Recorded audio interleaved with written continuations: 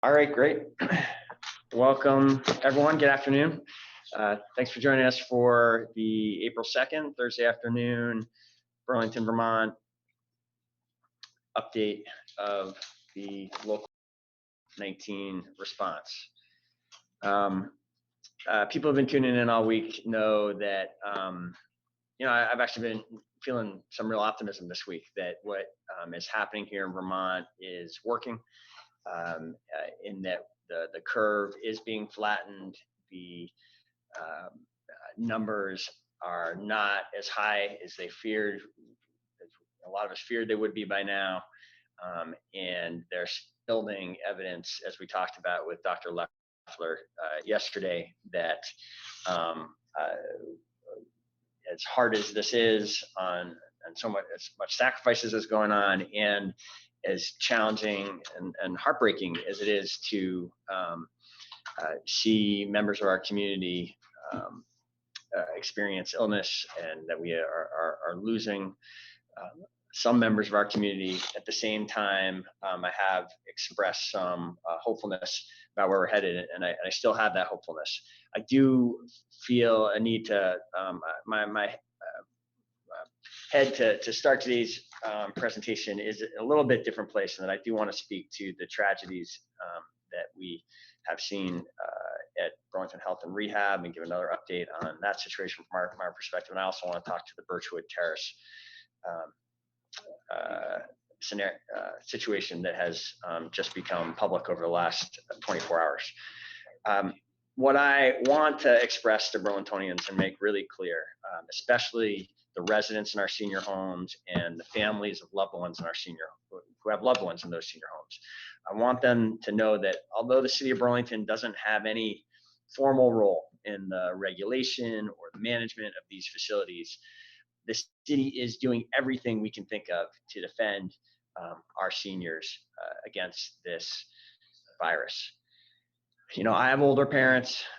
They live in central Vermont. They're not in a group home like this, but I always, as I've been going through this over the last couple weeks, I try to think about what I would do if they were in one of these homes. And it was because of that, when I first heard on a Monday night about the outbreak in Burlington Health and Rehab, I was on the phone that night with the governor's team to make sure that a response was happening.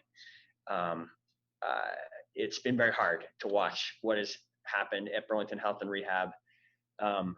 I did report yesterday that there is starting to be a little bit of hopeful news there, and that yesterday we heard that 8 of the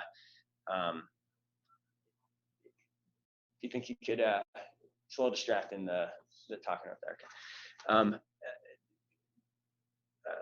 Yesterday I reported that 8 of the 12 people who are still in the facility with positive, who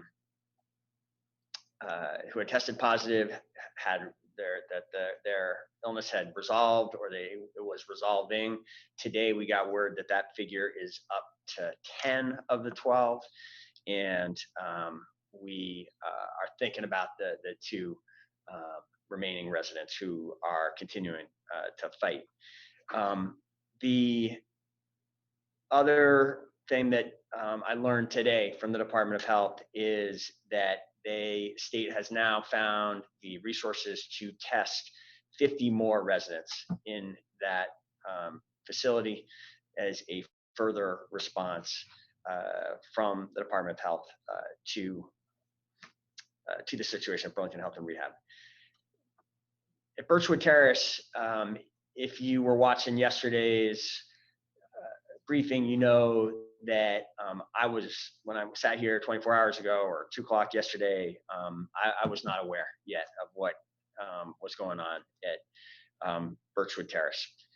Late yesterday afternoon, after we finished the briefing, I had a more than a half-hour phone call with the executive director Alicia DeMario, and the owner of the facility, Ari Ehrlichman. And they laid out in considerable detail what they had done to prepare for the possible arrival of the virus and what they've done since they learned of the first positive on Monday.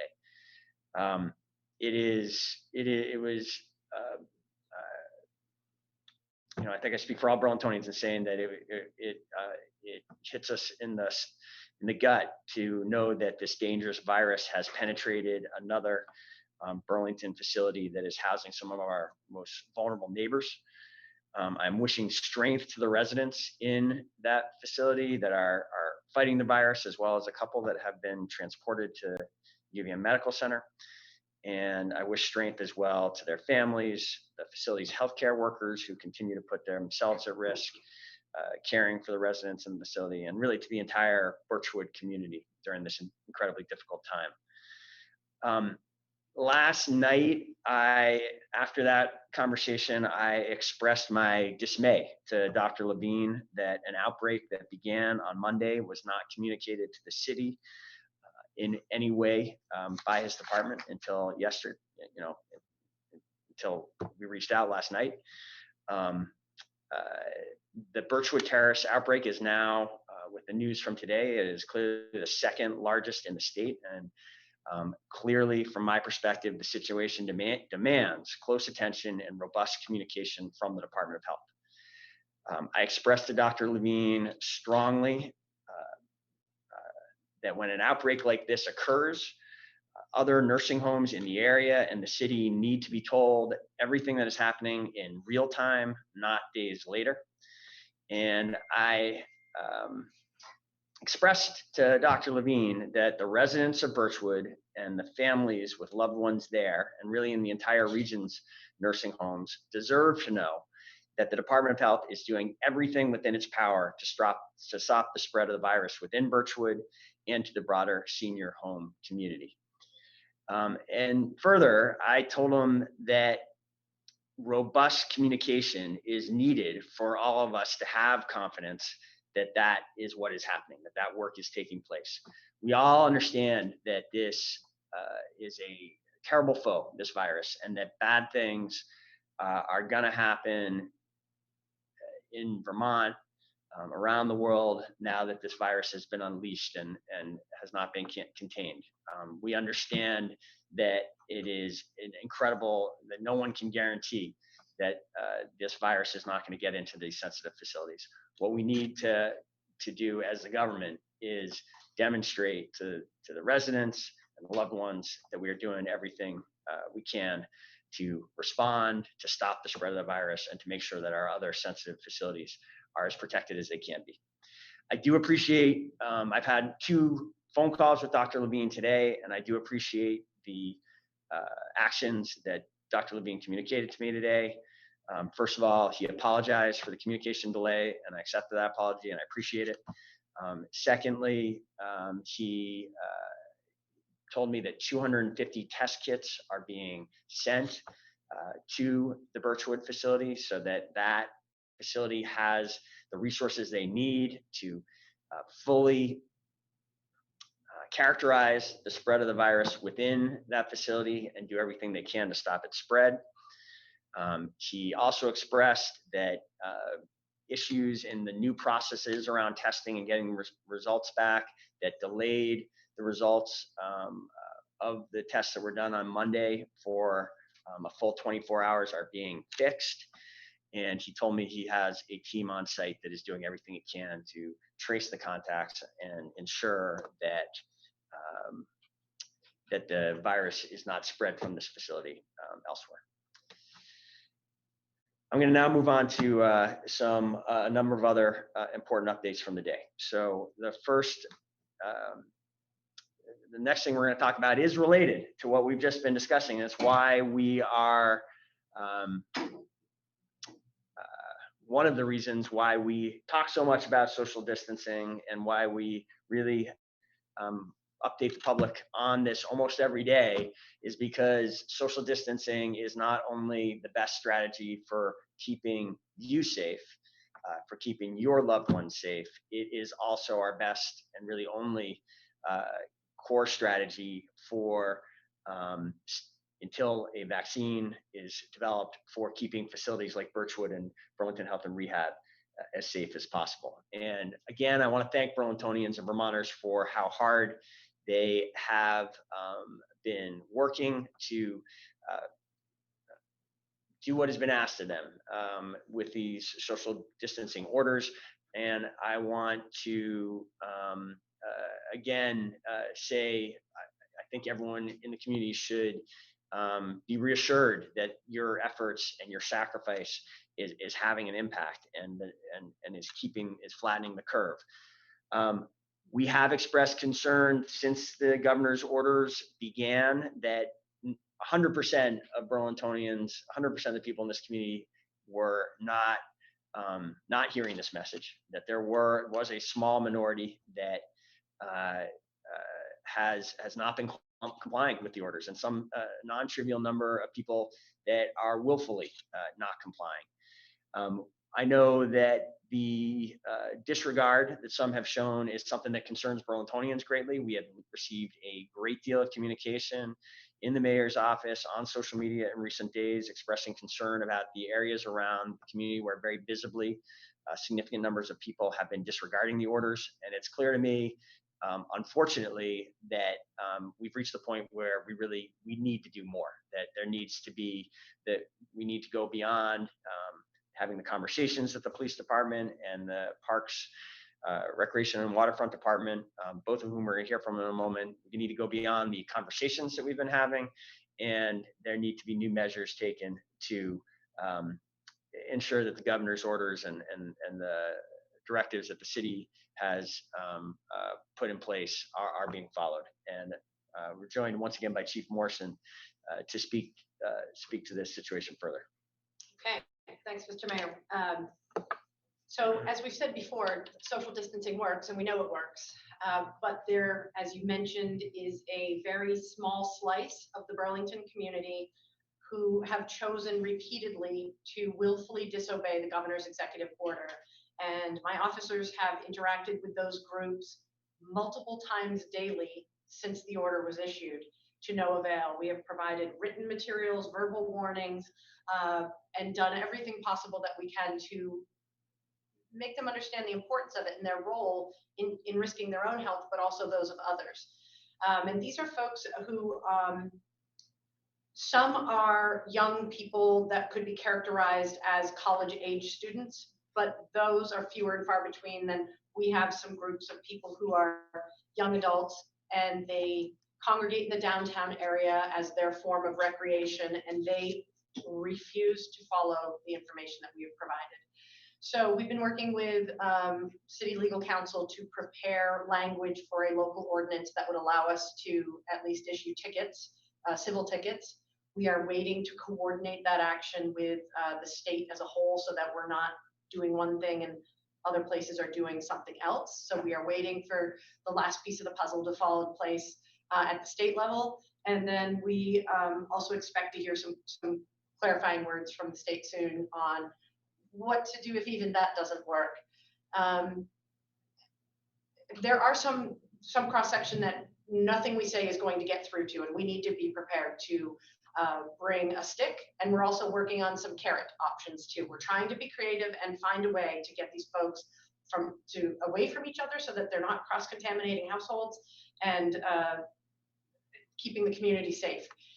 I really want to acknowledge what you said about the social distancing and how hard it can be. I also appreciate your words about fiercely defending the facilities of the elderly. My mom is in one of them here in the Burlington area, so I am keenly aware of this. I wave at her through the window, and it's very hard. It's hard for everyone, but we have to do it.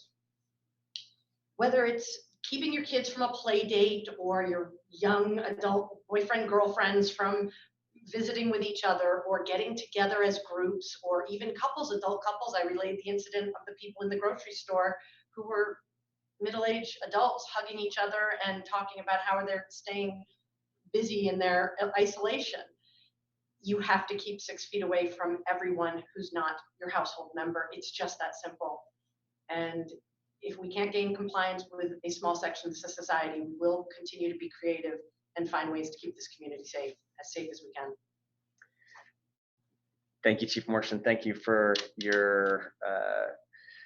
focus throughout this and the work you've done to put us on the point where we are ready to go and take further enforcement steps. Thank you. We're now going to hear from Cindy White, who is our Director of the Parks, Recreation, and Waterfront Department, another department that has been fully engaged in the city's response to COVID-19. It's really been awesome, Cindy, what your team has done in the opening weeks of this emergency. It was your team that made it possible for this homeless shelter, this new homeless facility to be set up at North Beach. Your team has been working very hard to get great new signage up in the parks quickly. That again, our sense is that the great majority of Burlingtonians are working very hard to comply with. Unfortunately, I think we've reached the conclusion that we need to make some further changes within the parks as well for the greater public health benefit. Great. So I just want to start, Mayor, thank you. Just talking about our parks as restorative places and how fortunate we are here in Burlington to have so many parks that we can get out to.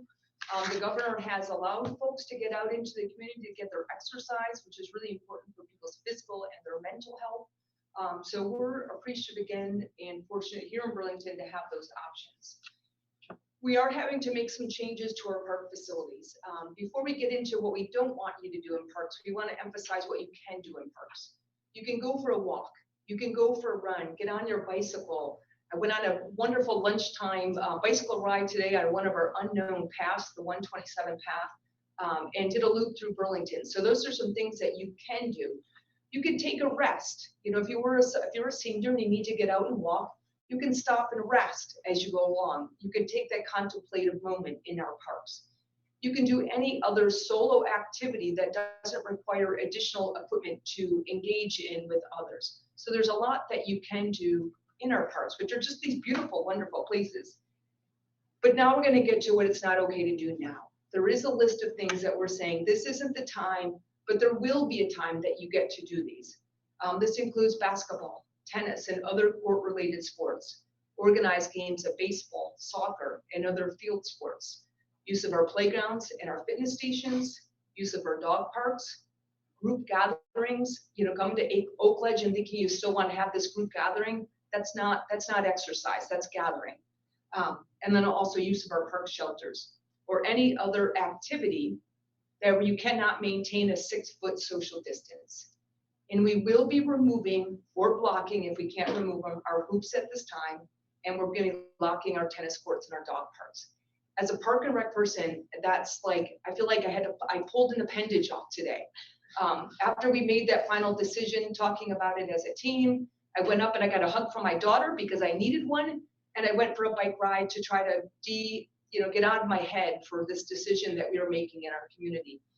And I want to say, Burlington, you guys rocked it. I mean, I don't know how many, there was some text and pictures of what people weren't doing, but what they weren't communicating is what you were doing. I was out there in the parks this past weekend and the weekend before, and you guys were doing awesome. You're doing great social distancing in our parks, and I thank you for it. You were doing it for yourself, you're doing it for your kids, you're doing it for your families. So thank you for doing that in our parks. Yes, we had a small number of people that weren't compliant. This isn't a punishment. We're not doing this because you weren't compliant. We're doing this for the larger good. Basketballs, when you're doing shooting with your friends and you're doing the 6-foot social distancing, thank you. You tried hard, but you're still sharing a basketball. When you're playing tennis, people were really being good about trying to play singles tennis. The reality is that tennis ball, you're back and forth with it. So there's a lot more touching of items that we realized for that larger common good at this time in our life. We are closing some things down. But Burlington, you did it. You guys are really doing well. And I want to make sure that this is not a punishment that we're giving to you, but it's something more about the larger common good. So a reminder, that's for now. We will be opening things up in the future. We don't know when. None of us know when. None of us, but we're all looking forward to it. At the same time, we are going to be expanding this concept of a park ambassador. We piloted over the past couple weekends of going out into the parks. Chief Morrison and I were talking earlier about how it's really hard on us extroverts. And going out into the park as this park ambassador really helped my extrovert side because I was able to engage from a 6-foot social distance with members of our public to find out, how they were doing. You could check in with them, see what they were doing, encourage them on the social distancing that they were appropriately, and then also just show a simple message of how you could just separate a little bit to, if they're at the skate park, they're doing great there, by the way, but those that weren't, you just need to separate. If you're stopping and rest 6 feet apart, you don't need to be standing next to each other. So that was some of the messaging that we're doing. So our staff are going to be out there. You'll see them out in the parks now on a regular basis to help the community understand. They'll be rotating through the parks, and they're also going to be collecting data so we can understand from a data standpoint how we're doing. It's not just that the mayor's office, that you are getting pictures of what's not working, that we're also able to show you what is working, how we are doing it, how Burlington is at a very high level being compliant. So we'll be doing that, but we're also going to be looking for support from the community. We'll be putting out on our website a link to that place that we're gathering data. So when people go to the parks, they can help us. They can help us gather that data. So that's one of the ways the community can help. The last couple pieces I want to touch on was one is places that you can go in our park system that you may not even know about right now. Lakeview Cemetery is one of the most beautiful places that you can go for a walk in our community, and people don't realize it's there. It's sort of recognized a long fence as they go along North Ave. That's between the new Campion Rise buildings and the high school. That's Lakeview Cemetery. I think it's approximately 30 acres of land down there. We have about 3 miles of roads that crisscross through that facility. And it's beautiful, it's very calm, it's peaceful. You can access it from the bike path, you can also access it from North Ave. There's a road through the Intervale, there's the trails at Arms Forest, Ethan Allen Park, Burlington Wildway, again, the 127 bike path that I mentioned, that's out from the old North End or from the new North End, you can get onto that. And also UVM campus. I hope UVM doesn't mind, but they've got wide open big paths and we don't have 10,000 students on it right now. So just another place if people are looking for a place to walk where it's easy to be socially distant, that's not the bike path. We have a great number of people coming to the bike paths. We're just hoping to spread you out a little bit, find some new areas that you haven't touched on. But my last final point is Burlington, nice job. Please come out, use our parks, try to find your local park and enjoy them, socially distance, try to keep yourself moving and keep your physical and your mental health up at this time. Thank you, Cindy. You're welcome. Thank you for all that. I know how hard it was to make that decision, but thank you for doing what we have to do in this time, and thank you for your broader message about what is still available. Great suggestions. You're really the Lakeview Cemetery truly is. It was initially really was one of our first parks, as the way it was first thought of. There was a whole kind of movement around. That was sort of where the parks movement began, was in our cemeteries. It is really a great spot to get to know during this time, and your other suggestions are great too. So thank you. All right. We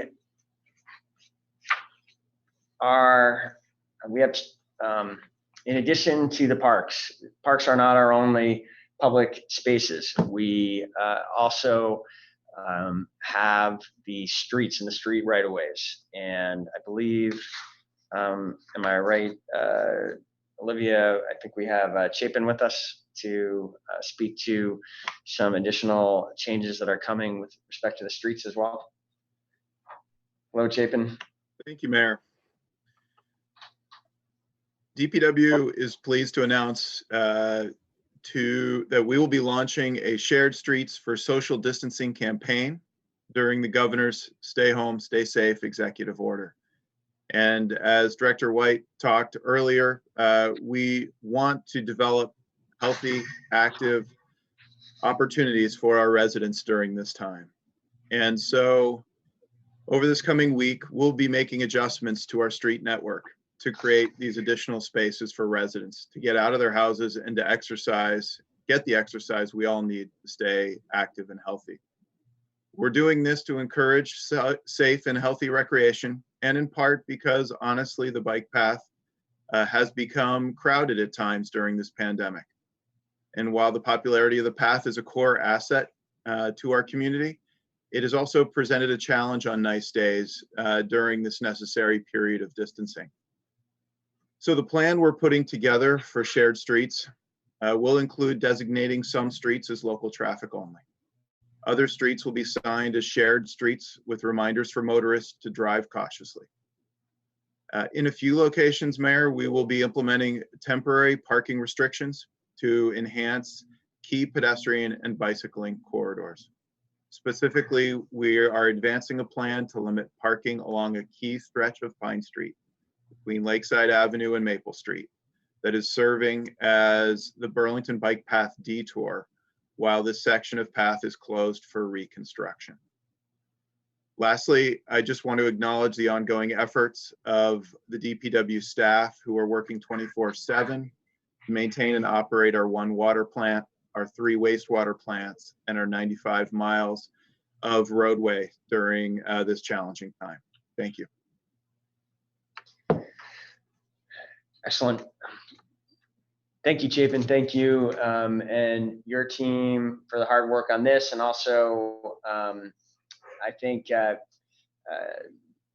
people are aware that the police and the fire department have critical roles during this emergency. I think people have seen how the parks team has been so active in the response. I think it's a little quieter, but very critical, and we thank, and they're very much on my mind, and I hope it's on the public's mind, that there is a big part of your team that is going to work every day to keep the water, sewer, and stormwater systems functioning properly during this emergency. We would be in real trouble if we didn't have your team providing for those essentials of daily life, just as we have at the Burlington Electric Department as well.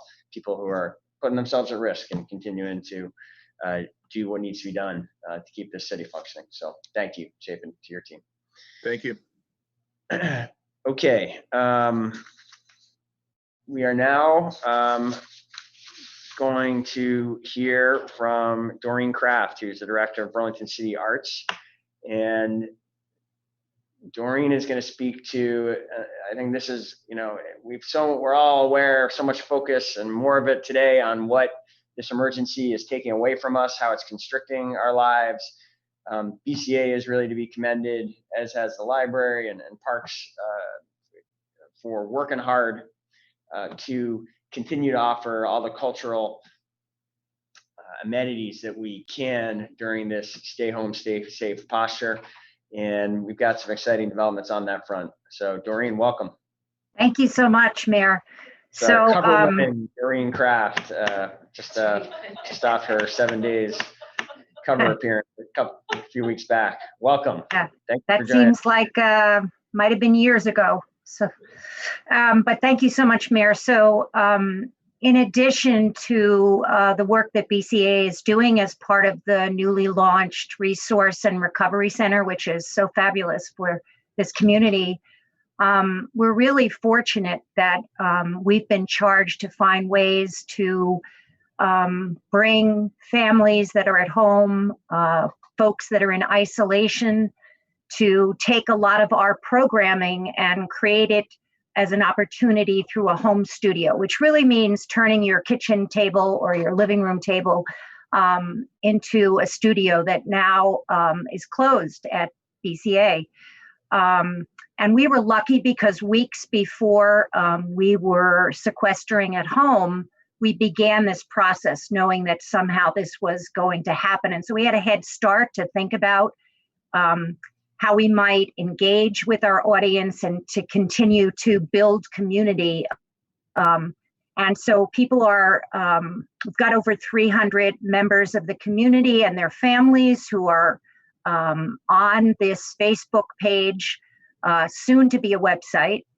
And it's allowing you to move through BCA's programs, including the gallery exhibitions that we have now through a program that's called 360 Virtual Tour. And you can go inside the exhibitions and explore some of the paintings and objects and creations and talk about them and work with them through a engaged activity process called See, Think, Do.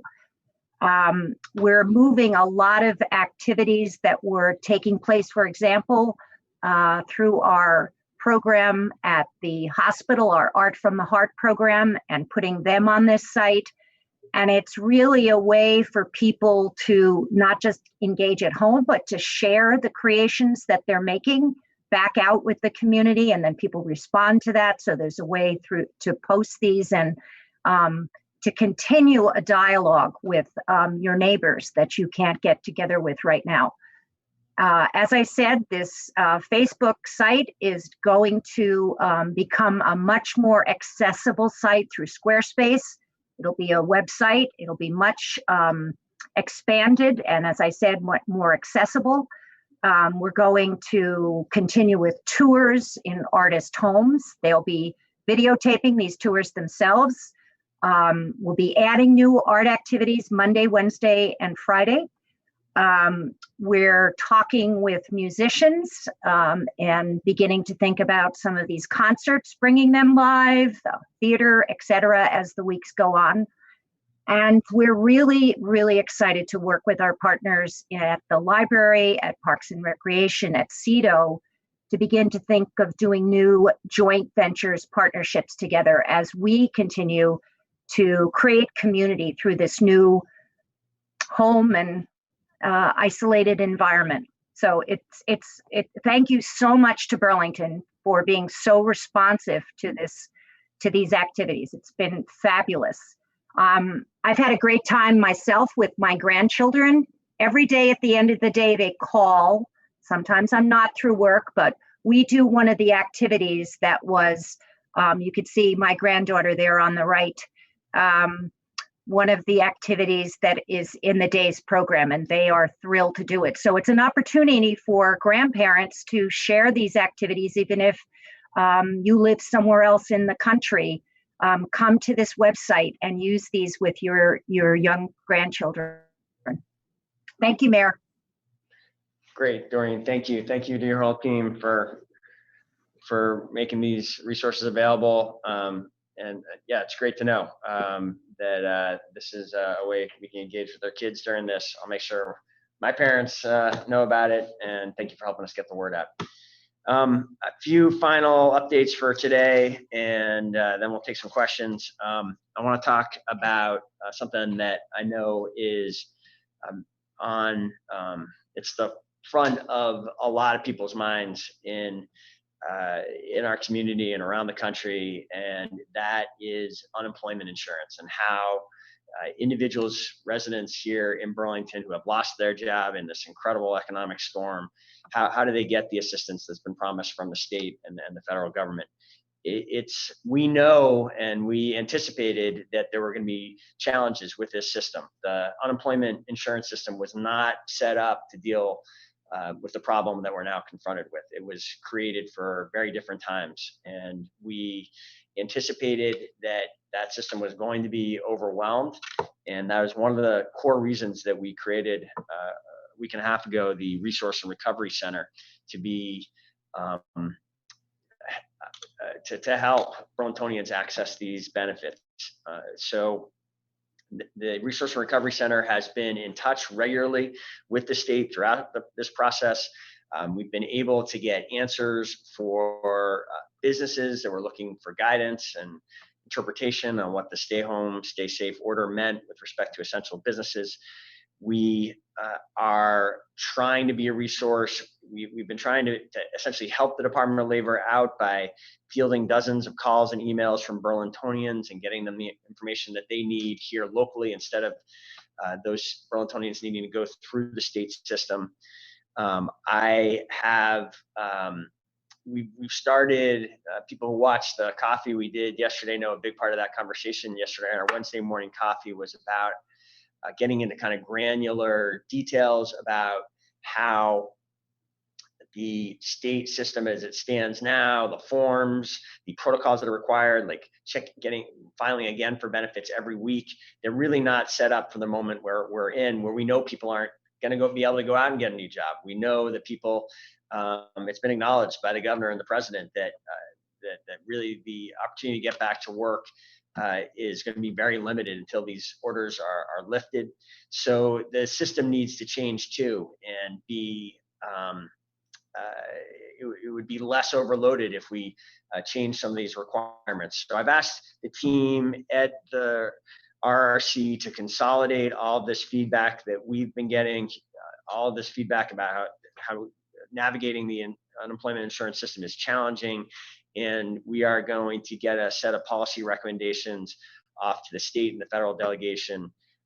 My goal is to have it by the end of today, certainly tomorrow if it doesn't get out today.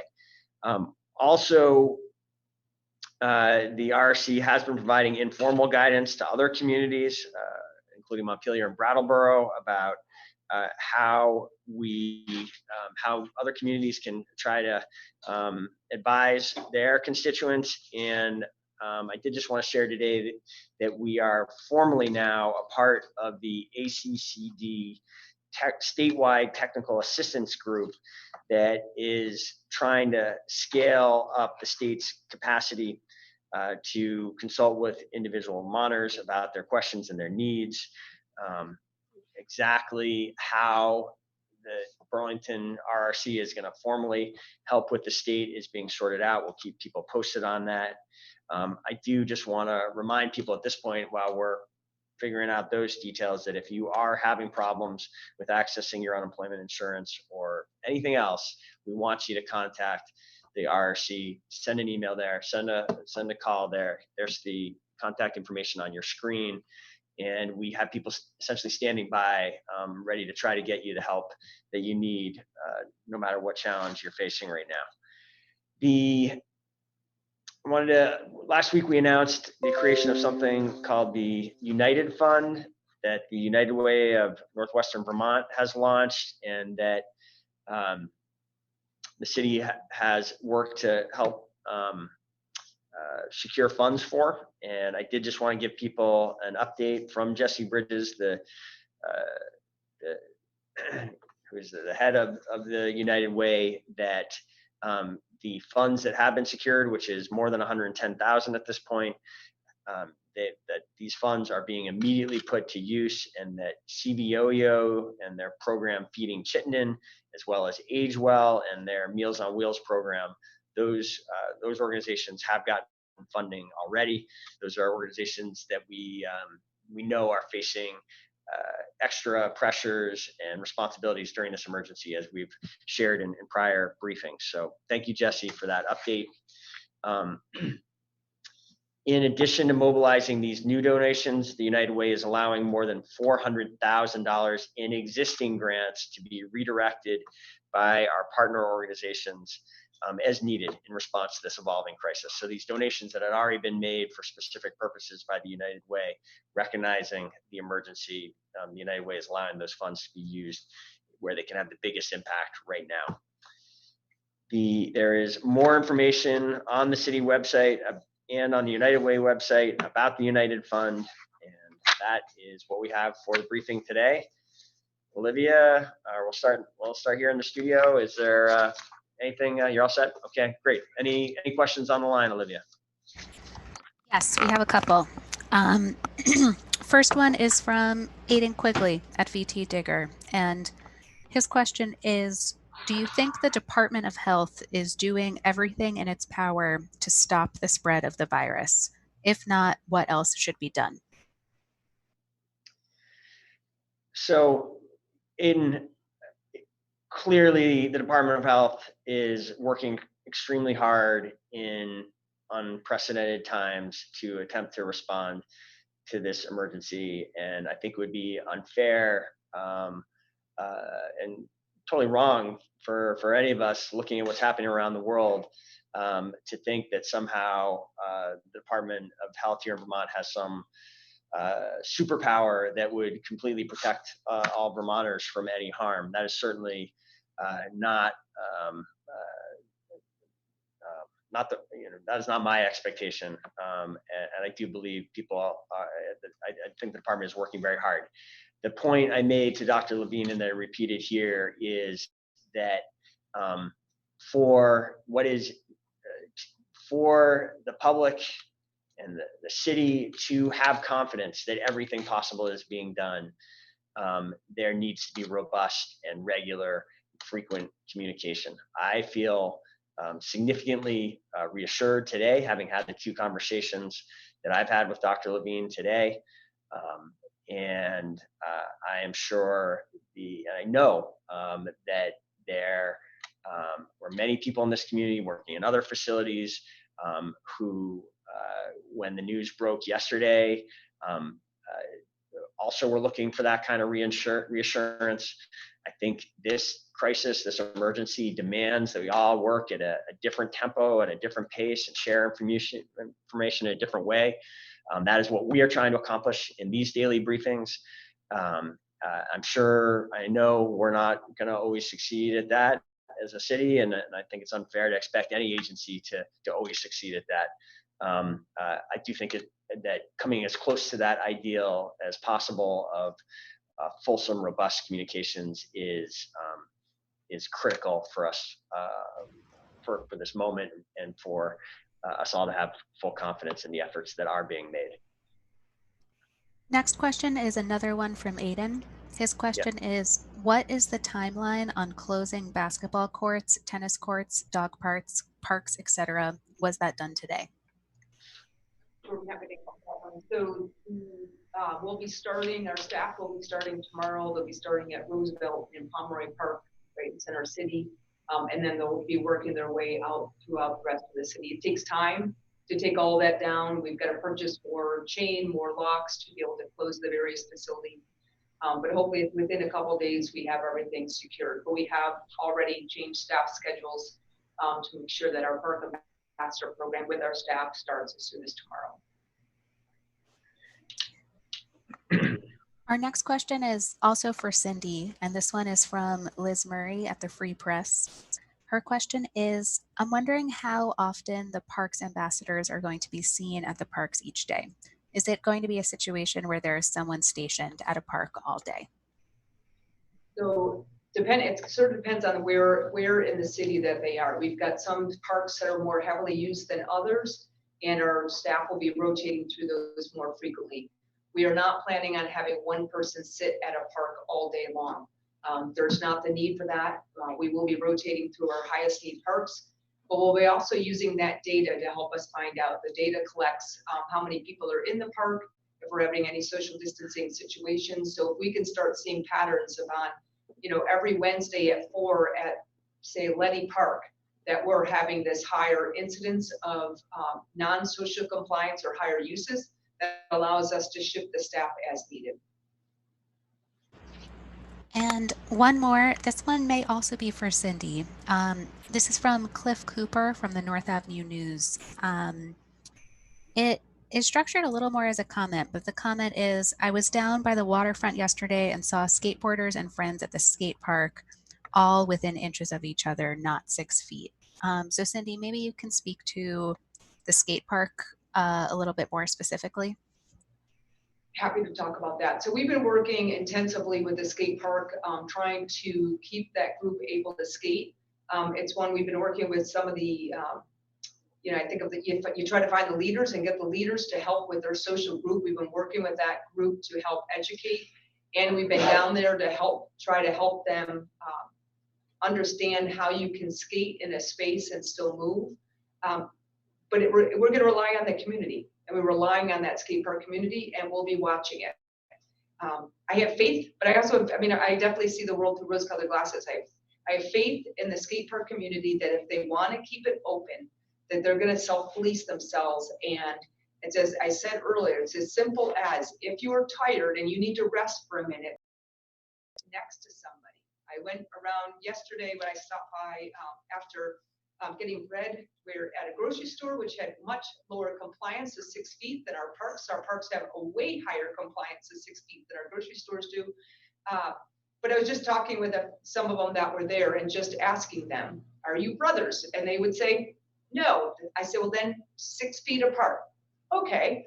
So it was that, getting that, and it's going to take, I think, a little bit more of helping them see it. But in the end, if we can't do it, we will have to close the skate park.